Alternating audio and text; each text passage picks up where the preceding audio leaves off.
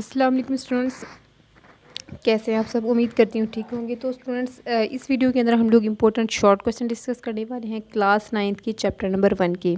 जैसे कि आपकी तरफ से फरमाइश है कि मैम हमें इंपॉर्टेंट शॉर्ट क्वेश्चन बताएं जो कि एग्ज़ाम के पॉइंट ऑफ व्यू से इंपॉर्टेंट हैं। तो स्टार्ट करते हैं।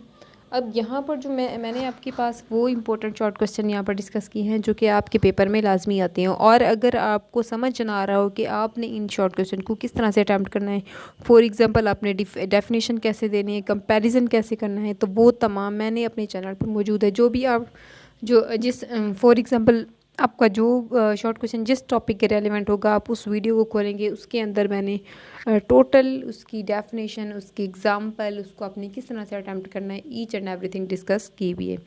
तो बिना देर के स्टार्ट करते हैं। डिफाइन बायोलॉजी, बायोलॉजी की तारीफ़ करें। अगर हम उर्दू मीडियम की बात करें, साथ में मैं इसको उर्दू मीडियम में भी डिस्कस करती जाऊँगी ताकि उन स्टूडेंट्स के लिए जिनका मीडियम उर्दू है उनको भी यहाँ से फ़ायदा हो।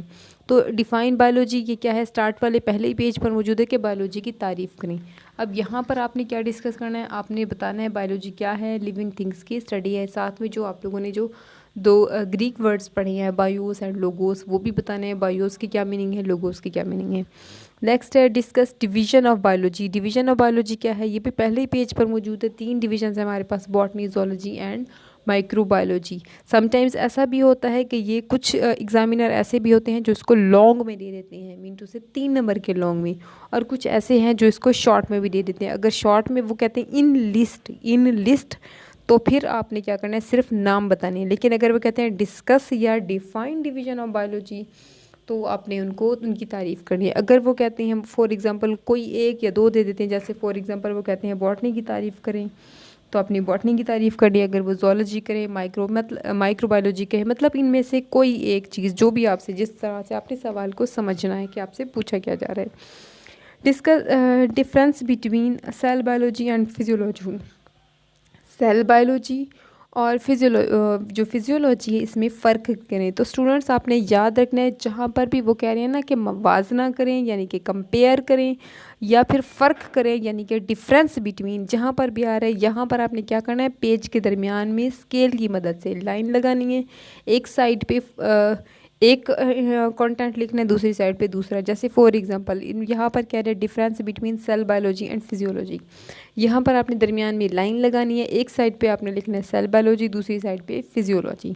सबसे पहले आपने सेल बायोलॉजी को बयान करना है, फिर उसके बाद फिजियोलॉजी को बयान करना है। इसी तरह से अगर कोई टर्म है तो आपने फॉर एग्जांपल जैसे कहते हैं पॉपुलेशन और कम्युनिटी में फ़र्क करें, तो आपने एक साइड पे पॉपुलेशन लिखनी है, दूसरी साइड पे कम्युनिटी लिखनी है। फिर उनकी एग्जांपल देनी है, जिनकी जैसे डेफिनेशन वगैरह कोई है, जिनकी एग्जांपल पॉसिबल है, वो आपने एग्जांपल भी लाजमी साथ देनी है। इन चीज़ों पर कॉम्प्रोमाइज़ नहीं होगा जी। नेक्स्ट कहते हैं define parasites and how it relates to parasitology. Parasite क्या होते हैं, छोटे छोटे माइक्रो ऑर्गेनिज्म, और माइक्रोज कह नहीं सकते, छोटी छोटी ऑर्गेनिज्म है जो कि होस्ट डिपेंडेंट है। यहाँ पर इंपॉर्टेंट वर्ड क्या है, होस्ट डिपेंडेंट।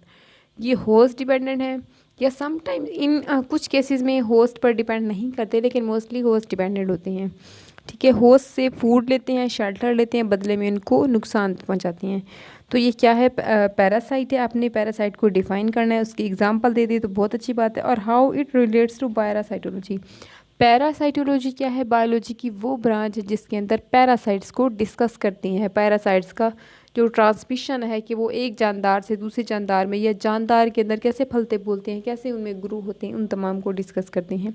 तो इसका लिंक पैरासाइटोलॉजी से बनता है जी। नेक्स्ट है डिफाइन सोशियोबायोलॉजी। सोशियोबायोलॉजी की उन जानदारों के बारे में है, ये ब्रांचेस ऑफ जो बायोलॉजी है उससे डेफिनेशन ली गई है। उन ऑर्गेनिज्म के बारे में जो सोसाइटी बना कर रहते हैं, ठीक है, जो कॉलोनी बना कर रहते हैं। जैसे ज़रा गौर करें, शहद की मक्खियाँ, हनी बीज जिनको हम कहते हैं, सोसाइटी बना कर रहती हैं। सेम इसी तरह से जो वॉल बॉक्स होता है वो भी सोसाइटी बना कर रहता है। हम इंसान भी तो सोसाइटी बना कर रहते हैं, तो आपने उनको डिस्कस करना है। व्हाट इज़ बायोजियोग्राफी, ये relation of biology to other sciences में से जो तकरीबन सेकंड लास्ट है, लास्ट में इकोनॉमिक्स है, ये सेकंड लास्ट है बायोजियोग्राफी की, उससे सवाल लिया गया है।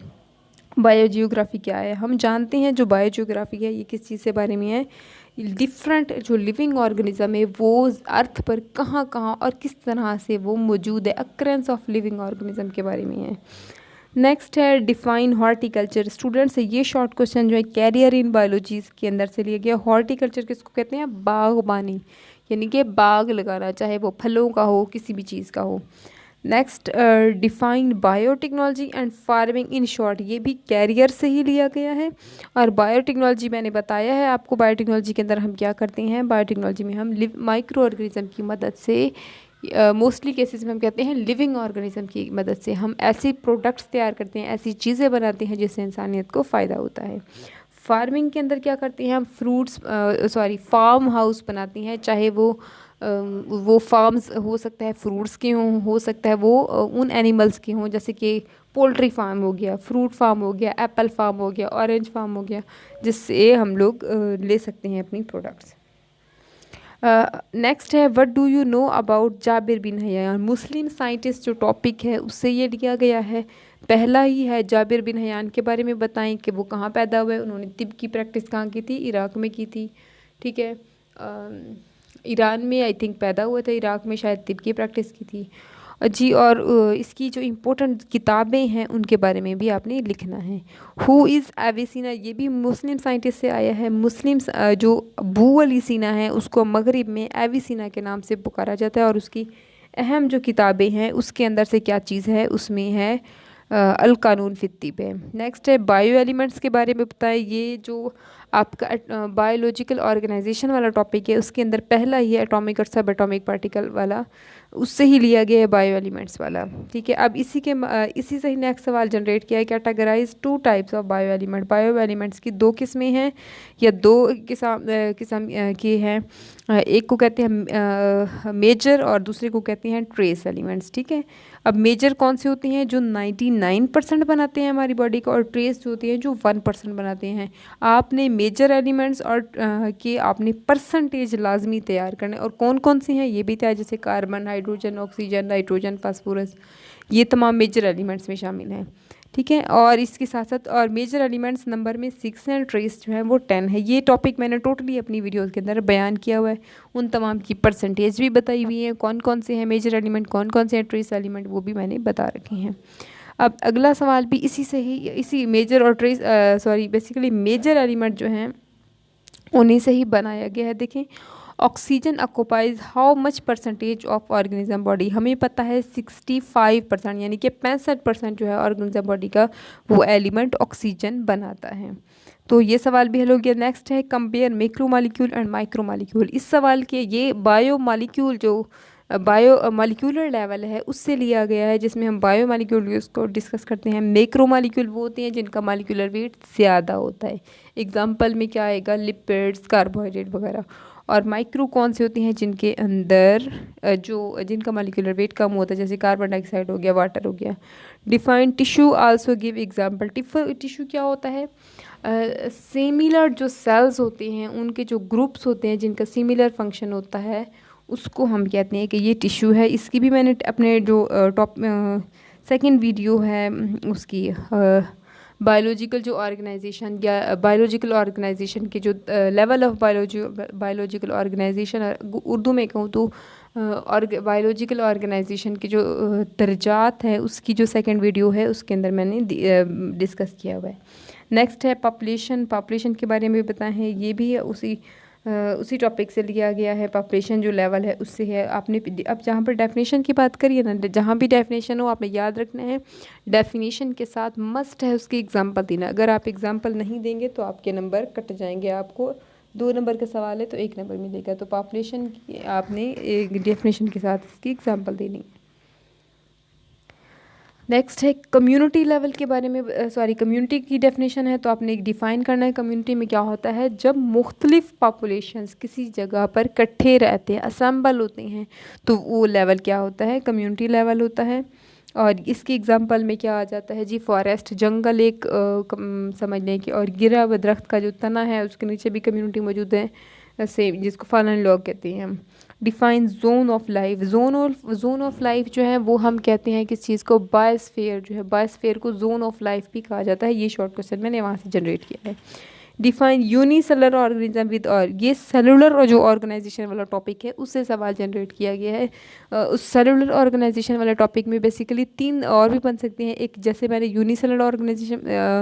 यूनिसेलुलर ऑर्गेनिज्म के बारे में पूछा है कि एग्जांपल के साथ बताएं, तो आप बताओगे यूनिसेलुलर वो होता है जो एक सेल पर डिपेंड, मतलब जिसकी लाइफ एक्टिविटीज़ तमाम एक सेल पर डिपेंड करती हैं, जैसे कि अमीबा, पैरामीशियम, यूग्रीना वगैरह हो गया। अब इसी के अंदर ही 2 सवाल और भी बन सकते हैं। इसी टॉपिक के अंदर मौजूद है कलोनियल वाला भी, जिसमें वॉलवॉक्स की मिसाल है, और मल्टीसेलुलर, लेकिन उनसे ज़्यादा इम्पोर्टेंट ये पूछा जाता है। जी, what do you think about colonial? जी ये भी मैंने अभी आपको बताया है, इसी टॉपिक के अंदर कलोनियल वाला है, तो ये भी अक्सर सवाल पूछा जाता है। कलोनियल ऑर्गेनाइजेशन क्या है? जिसमें यूकैरियोटिक ऑर्गेनिज्म होते हैं और ये तमाम कॉलोनी बनाकर रहते हैं, तो इसको कलोनियल ऑर्गेनाइजेशन कहते हैं। इसमें वॉलवॉक्स की मिसाल थी, उम्मीद है आपको पता होगा। नेक्स्ट है right scientific name of mustard. ये दोनों मल्टी सेलुलर ऑर्गेनिज्म है। मस्टर्ड प्लांट यानी कि सरसों का पौधा हो गया, और फ्रॉग जो मेंढक को कहते हैं, इनके साइंटिफिक नेम आपने बताने हैं। जो मस्टर्ड प्लांट है उसका साइंटिफिक नेम है ब्रासिका कंपिस्टस, और जो फ्रॉग है उसका साइंटिफिक नेम है राना टिग्राइना। अब क्योंकि आप लोग पेन से लिख रहे होगे पेपर के अंदर, तो आप लोगों ने इनके नाम के नीचे लाइन लाजमी लगानी है, अदरवाइज़ आपका जो है वो कट जाएगा। नेक्स्ट है compare vegetative organ with reproductive organ. ये जो मस्टर्ड प्लांट या सरसों का पौधा है उससे सवाल जनरेट किया गया है। जो पौधे का बॉडी होती है उसको, पौधे के जिस्म को हम 2 हिस्सों में तकसीम करते हैं। वो जो सेक्सुअल रिप्रोडक्शन में हिस्सा नहीं लेते, यानी कि जो वेजिटेबल के तौर पे मोस्टली इस्तेमाल होते हैं, जैसे साग वगैरह आजकल देख लें, तो ये वेजिटेटिव और वेजिटेबल के तौर पे मैंने सिर्फ आपको एक हिंट दी है ताकि आपको याद रहे। वेजिटेटिव यानी कि वेजिटेबल यानी कि सब्ज़ी के तौर पे, यानी कि वो जो सेक्सुअल रिप्रोडक्शन में हिस्सा नहीं ले रहे वो है वेजिटेटिव ऑर्गन। और रिप्रोडक्शन से निकला है ना, तो रिप्रोडक्टिव वो है जो सेक्सुअल रिप्रोडक्शन में हिस्सा लेते हैं। वेजिटेटिव की एग्जांपल में देख लें, तना हो गया, पत्ते हो गए, ये तमाम इसमें सेक्सुअल रिप्रोडक्शन में हिस्सा नहीं लेते। इनकी जो बॉडी है उसको मोस्टली सब्ज़ी के तौर पे इस्तेमाल किया जाता है। और जो रिप्रोडक्टिव हिस्से हैं जैसे कि फूल हो गया और जो बीज हो गए, क्योंकि ये सेक्सुअल रिप्रोडक्शन में हिस्सा लेते हैं, तो ये रिप्रोडक्टिव ऑर्गन है।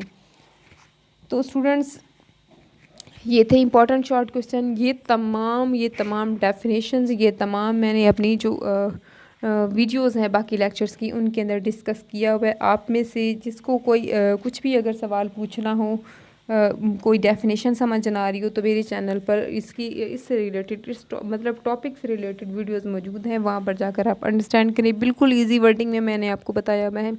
और उन बच्चों के लिए भी मेरे चैनल पर ख़ास तौर पे आसानी होगी जो बच्चे उर्दू मीडियम से बिलोंग करते हैं, मतलब उर्दू मीडियम जिनका है, तो उनको भी यहाँ पर, क्योंकि मैंने बहुत सारी चीज़ें वहाँ पर इंग्लिश मीडियम में बताने के साथ साथ उर्दू मीडियम में भी उनको बताया हुआ है, तो उनको आसानी होगी। उम्मीद करती हूँ आपको ये आज का लेक्चर पसंद आया होगा, शॉर्ट क्वेश्चन समझ आए होंगे। Okay, keep watching, stay blessed, Allah हाफिज़।